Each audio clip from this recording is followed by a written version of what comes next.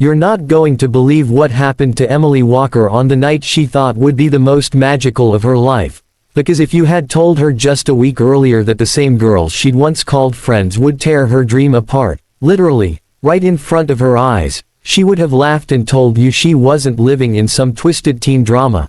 But on that night, under the glimmering lights of the school gym transformed into a fairy tale ballroom, she discovered just how cruel people could be, and how far humiliation could push a person towards something she never thought she'd do. Emily had always been the quiet one, the girl who preferred sketching designs in her notebook to gossiping in the cafeteria, and it was that love for fashion that led her to create her own prom dress, spending months carefully sewing every stitch by hand, choosing a deep sapphire blue satin that shimmered under light, pairing it with delicate silver beadwork that caught the glow like tiny stars, and for the first time in years, she felt truly beautiful, like she was stepping into the version of herself she'd always dreamed of becoming. But what she didn't know was that lurking behind smiles and fake compliments were the sharpened claws of envy and malice. Among those smiling faces were Brittany Carter and her clique, Melissa, Chloe, and Jade, the self-appointed queens of the school who had decided long ago that Emily's existence was nothing more than a canvas for their jokes. And though Emily had endured their snide comments and hallway whispers for years, she thought maybe, just maybe, prom night would be different, because she believed that tonight was about joy, not cruelty. But Brittany had other plans, and they started long before Emily even arrived at the gym, because earlier that afternoon, Emily received a text from an unknown number saying, "We can't wait to see your dress. Meet us in the restroom for a surprise," winking face. And though something in her gut told her to ignore it, the thought that someone might genuinely want to compliment her work won out over caution. So after arriving at the prom, after a few shy smiles and whispered, "You look amazing," from a handful of classmates, she made her way toward the restroom, her heels clicking softly on the polished floor, her heart fluttering with a mix of excitement and nerves. The moment she opened the restroom door, the smell of cheap perfume and hairspray hit her, along with the sight of Brittany and her crew leaning against the sinks like a panel of judges waiting to deliver a verdict. And for a split second, Emily thought maybe they were actually impressed, because Brittany's eyes roamed up and down her dress with an expression that could almost be mistaken for admiration.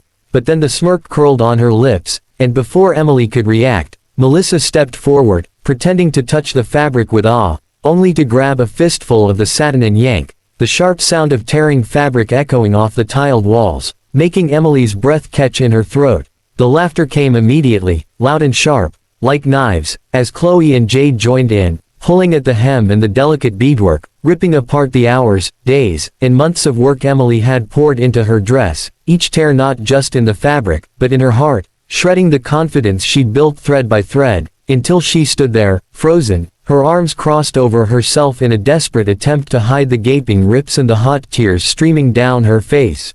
Brittany leaned in close, her voice dripping with venom, and whispered, "Guess you're not prom queen material after all," before tossing a handful of beads onto the wet sink counter like they were worthless crumbs.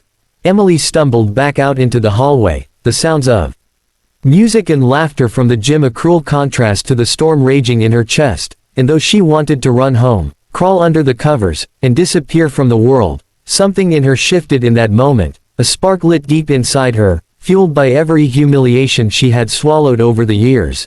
And instead of going home, she slipped into the shadows of the school's backstage storage area, her mind spinning with a plan that was still hazy but pulsing with the promise of justice. She thought about the fact that Brittany's father was one of the sponsors of the prom, that Brittany herself was due to give a speech right after the announcement of prom queen, and that her entire identity was wrapped up in the image she had crafted, a perfect, untouchable princess. So what if, Emily thought, that image shattered in front of everyone?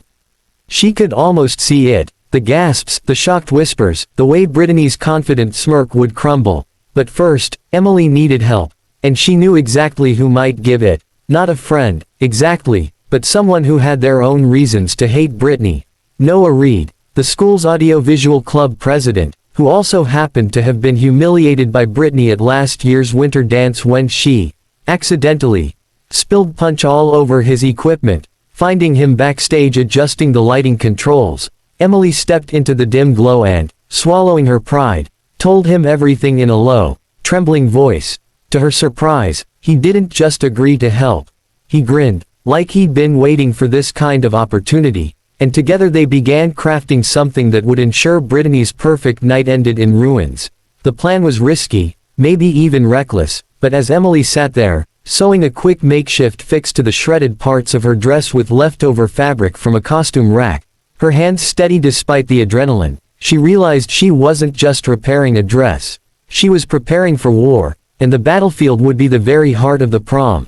Outside, the music swelled as the slow dance began, couples swaying under the soft glow of fairy lights, oblivious to the storm brewing behind the curtains, and Emily, now dressed in a patchwork version of her original gown that somehow looked even more striking in its defiance, felt a cold calm settle over her. She would not cry anymore tonight, she decided. No, tonight, she would make sure every person in that room saw Brittany Carter for who she truly was. And as Noah handed her a small wireless microphone with a conspiratorial wink, Emily's lips curled into a smile that was nothing like the shy one she'd worn earlier. It was the kind of smile that promised the story was far from over. And if you think the shredding of her dress was the most shocking thing to happen that night, wait until you see what Emily had planned next. Because when revenge comes wrapped in glitter and satin, it's a show no one will ever forget. So if you're ready to find out exactly how she turned the tables and left the entire prom speechless, make the moment Brittany's name echoed through the gym as one of the top contenders for prom queen, Emily's pulse quickened, the wireless mic Noah had given her hidden beneath the folds of her patched-up dress, her mind replaying every sneer, every insult, every sound of ripping fabric from earlier that night, fueling the resolve that burned inside her like a wildfire. She stood in the wings of the stage, watching as Brittany,